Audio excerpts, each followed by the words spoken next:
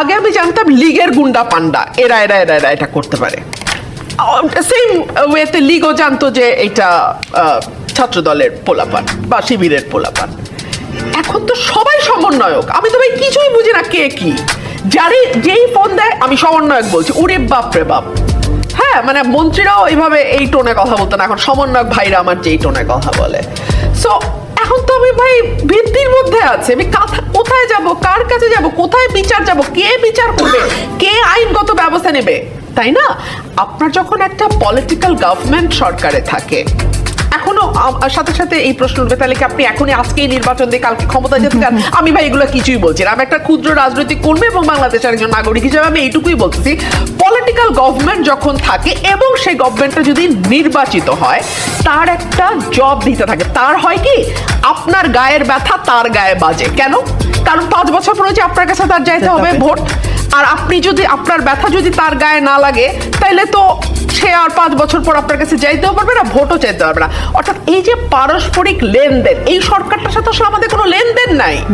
এই সরকার তো আমার মুখাপেক্ষী না, আমাদের মুখাপেক্ষী না, সুতরাং আমি বাঁচলাম না মরলাম তাতে এই সরকারের তো আসলে কিছু যায় আসে না। ঠিক ওই জায়গাটাতেই আমার মনে হয় এই পারস্পরিক বোঝাপড়া, পারস্পরিক দেয়া নেওয়ার সম্পর্কটা নাই বলেই এখন আপনিও নিজেকে মনে করতেছেন যে আমি কোথায় আছি বুঝতেছি না, আমিও মনে করতেছি কি হচ্ছে সেটা আমি বুঝতেছি না। কিন্তু এই জায়গাটা আসলে তারা দ্রুত সময়ে চায়, কিন্তু আপনারা বলেছেন যত দেরি তত ক্ষতি।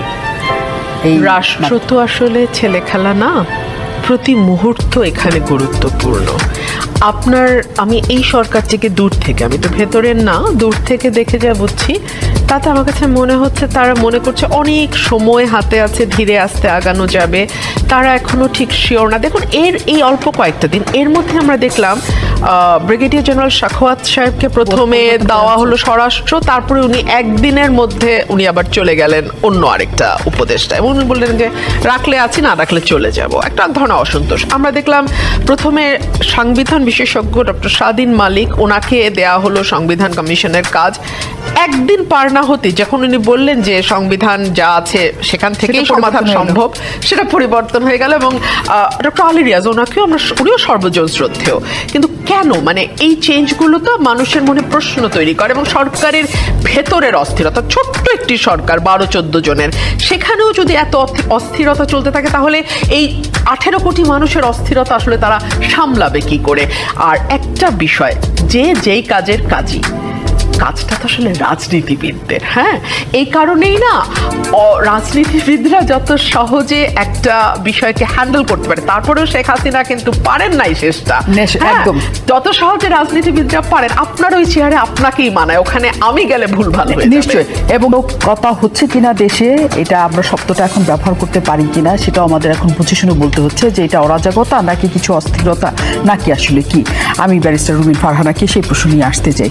যে অবস্থা তৈরি হয়েছে, মানে বিশ্ববিদ্যালয়গুলিতে পিটিয়ে মেরে ফেলার ঘটনা, আমরা জানি যে এটা একটা মানে ভয়াবহ, আমাদের সবার মানে ভেতরটা কেঁপে উঠেছে যে এরকমও হতে পারে। 4 ঘন্টা যাবৎ মানে তার দিকে তাকানো যায় না, আসলে কোনো ভিডিও দেখা যায় না। এই পর্যায়ে যখন ছাত্ররা পৌঁছায়, বিশ্ববিদ্যালয়ের ছাত্ররা, সেখানে ছাত্র রাজনীতি বন্ধ করা হয়েছে, কিন্তু সংগঠন করতে পারবে সবাই। যেমন বৈষম্য বিরোধী ছাত্র আন্দোলন তারা করতে পারবে, ছাত্রদল ছাত্রলীগ করতে পারবে না, বা শিবির যেতে পারবে কি পারবে না সেটার একটা ব্যাপার আছে। এখানে একটা প্রশ্ন হয়ে আসছে যে বৈষম্য বিরোধী ছাত্র আন্দোলন যেহেতু এককভাবে একটু শান্তিপূর্ণভাবে এই দেশের সংস্কার কাজে তারা অংশ হিসেবে কাজ করছে, কাজে বিশ্ববিদ্যালয়ে কোনো রকমের আপাতত তারা চাইছে না, এই কারণে ছাত্র রাজনীতি বন্ধ হতে পারে, একটা আলোচনার জায়গা আছে। আপনার মতামত জানতে চাই যে আসলে এই পর্যায়ে কেন এই সিদ্ধান্ত? আগে আমি প্রশ্ন করব, ছাত্র রাজনীতি বলতে আমরা কি বুঝি? 1952 সালে আমার বাবাকে ঢাকা বিশ্ববিদ্যালয় থেকে বহিষ্কার করে দেয়া হয়। উনি ম্যাট্রিকে স্ট্যান্ড করেছেন, ইন্টারমিডিয়েটে স্ট্যান্ড করেছেন, পরে উনি যেহেতু ঢাকা বিশ্ববিদ্যালয় থেকে বহিষ্কার করা হলো, ঢাকা কলেজ থেকে বিকম পরীক্ষা দিয়ে ফার্স্ট ক্লাস ফার্স্ট হয়েছেন।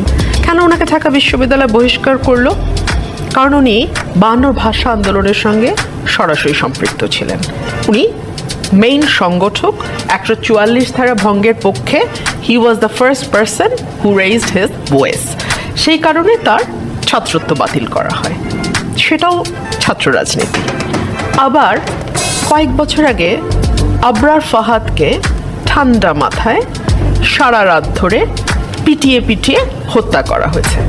নাম দেয়া হয়েছে ছাত্র রাজনীতি। দুটো ছাত্র রাজনীতি কি এক নয়।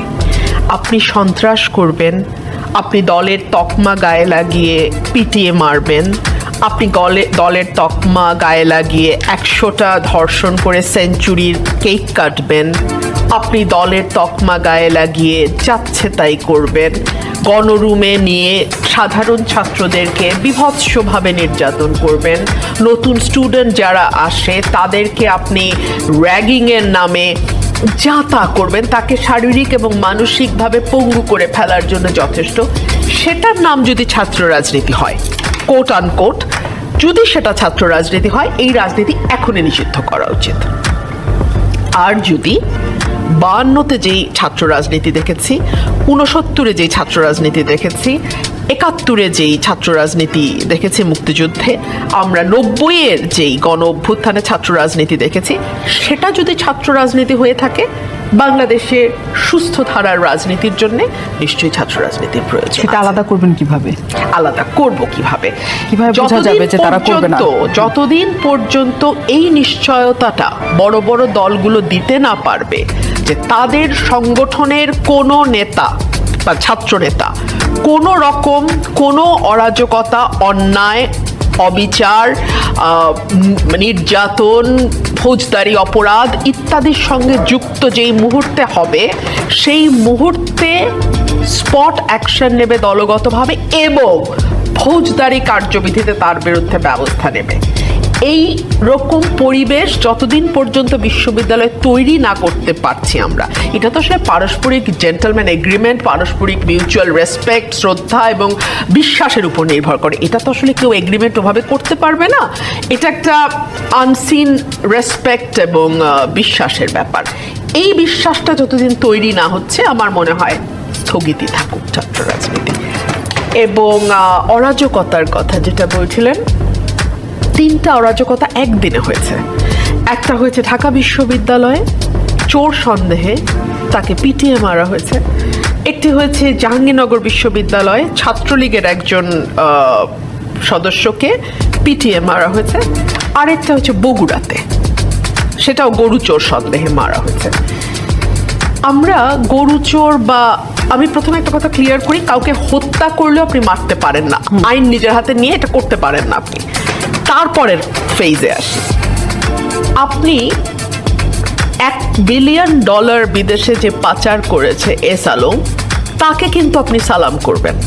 হ্যাঁ, 40,000 কোটি টাকা বন্দরিন যেই সালমান এফ রহমান, তাকে একবার কাছাকাছি দেখতে পারলে কিন্তু আপনার জীবন ধন্য। আপনার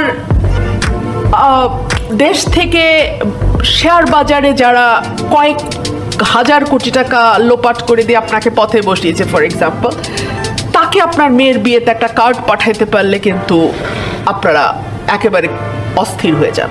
আর একটা জুতা চোর, পুরনো স্যান্ডেল, গরু চোর, সেটার উপরে আপনারা আপনাদের সেই বঞ্চনা, ক্ষোভ, রাগ, প্রতিদিনকার যেই নানান অন্যায় দেখতে দেখতে না, আমাদের মানুষ তো আমরা, আমাদের ভেতরে নানান রকম নেগেটিভ ইমোশনস জমা হতে থাকে।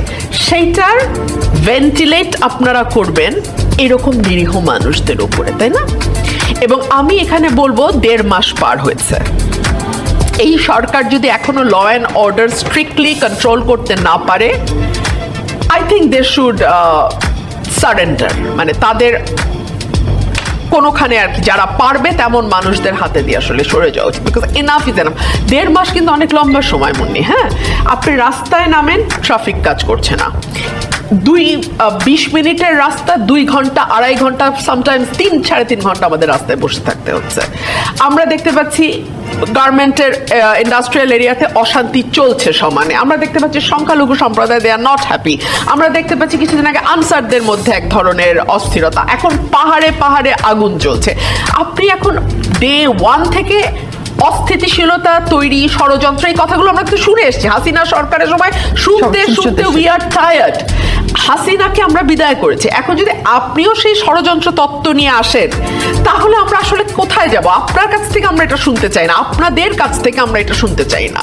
আপনাদের স্বরাষ্ট্র উপদেষ্টা আছে, আপনাদের জনপ্রশাসন উপদেষ্টা আছে, জনপ্রশাসন আরেকটা সেক্টর যেখানে হাতাহাতি হয়ে গেছে ডিসি নিয়োগে। মানে আপনি এবং কোনটার সচিবালয়ে। দিকে তাকাবেন? এবং বলে সচিবালয়ে সেটি। ডাক্তারদের মধ্যে কিছুদিন আগে মারামারি হয়েছে, তো আপনি আসলে কোন সেক্টরটার দিকে তাকাবেন? বাট দ্য ফ্যাক্ট রিমেইনস, আপনাকেই সমাধান করতে হবে।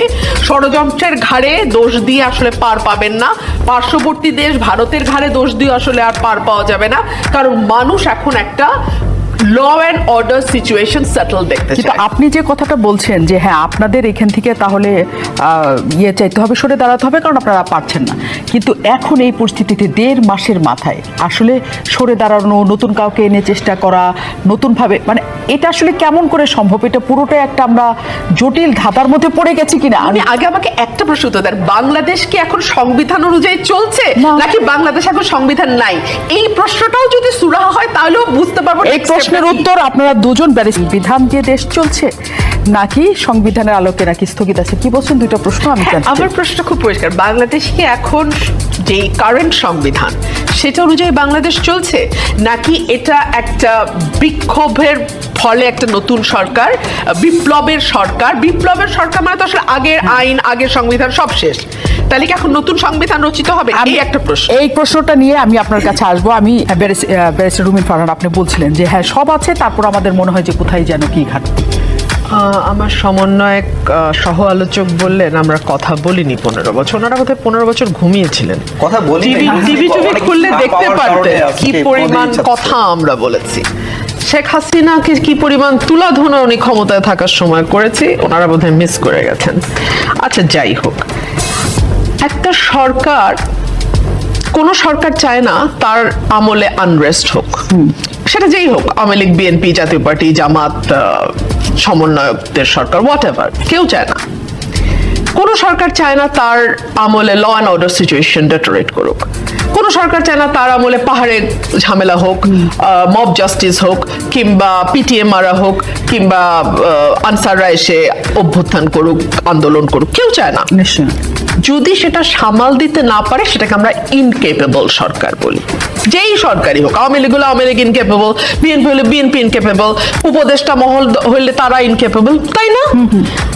আপনার ইনকেপেবিলিটি যদি কন্টিনিউ করতে থাকে ফর ইনডেফিনিট পিরিয়ড, তাহলে মানুষ এমনি আবার পথে নামবে আপনাকে সরানোর জন্য। আমি এটা আগে ভাগে একটা সতর্কতা বললাম, দ্যাটস ইট। আমি আপনাকে এখন নামায় ফেলতে পারবো না, কিন্তু এরকম অরাজকতা যদি চলতে থাকে আর আপনি যদি সামলাতে ব্যর্থ হন, অ্যাটলিস্ট কড়াভাবে আপনি যে সামলানোর চেষ্টা করছেন সেটা এটাও দেখতে যদি হবে। আমি ফিল না করি, হ্যাঁ, তাহলে অটোমেটিক্যালি হাসিনার মতোই পরিণতি, এটা যেই থাকুক তারই হবে।